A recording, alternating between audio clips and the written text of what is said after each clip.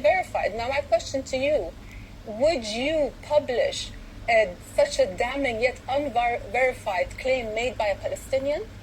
Queen Rania, I just need to stop you right there, because there have been pictures shown by the Israelis, and our journalists have been down there. I'm not talking about beheadings, I'm talking about babies' bodies riddled with bullets and things. But what is she talking about? We have everything on film. We just not, unlike them, we don't show, there's nothing to show because some of them have been burned to death.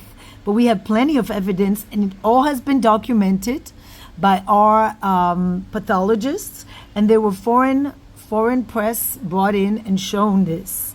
There's enough evidence that this happened. Denying it is like denying the Holocaust, exactly the same. But it is just all so horrible, as you say.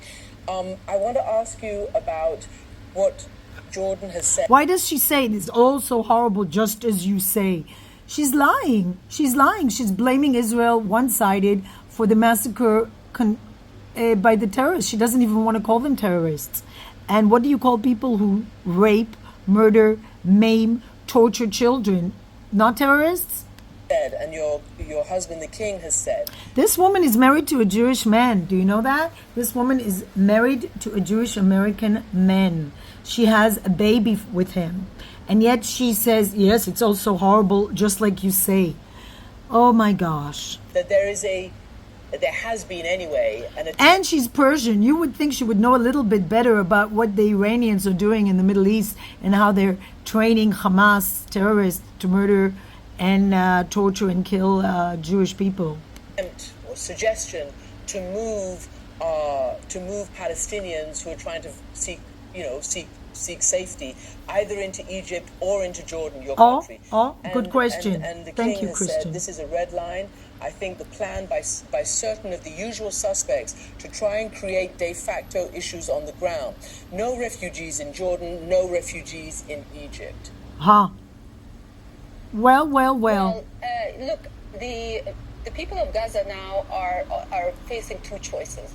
Either they leave or they face death or collective punishment.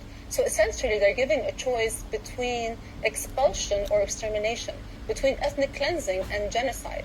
How is it ethnic cleansing if the entire Middle East is Muslim, you idiot, and we have 25% Muslims? And no people should be given, have to face that kind of choice. Yeah, but you don't offer them a solution. You love them so much, but you don't care if they die. You love them so much. What did Israel take in?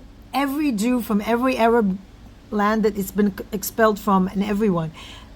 Israel accepts every Jew, but you don't accept every Muslim. This is the truth. Is the people of Palestine of Gaza should not be forced to be moved again. Most of the residents of Gaza are already refugees, and right now at least 1 million have been displaced from their homes. So we do not want another mass displacement of Palestinians like what happened at the Nakba in 1948. Yeah, the Nakba was you got yourself a castle and a kingdom, so shut up. And that's what my husband meant about this being a red line. The Palestinians have the right to remain on their land. Yeah, because they were concerned about so-called... Well, if they use their land as terror, to create a terror training camp, I don't think so.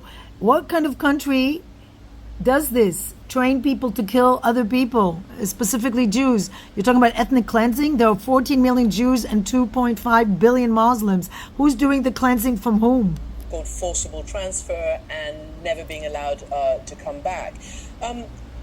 There have been quite a lot of protests in your own country, as in many other parts of the world, and you have explained what is shaping up, and that is a very different narrative about what's happening depending on what part of the world people come from and certain leaders come from. There's a most definite taking of sides. That's absolutely... They have no problem living in the US, they have no problem living in Canada, but they have a problem living in Jordan. For some reason, you don't want to take them in. You expect US to take them in, Sweden, England, Canada, but you don't take in your own people. Well, what does that say about you? What does that say about you?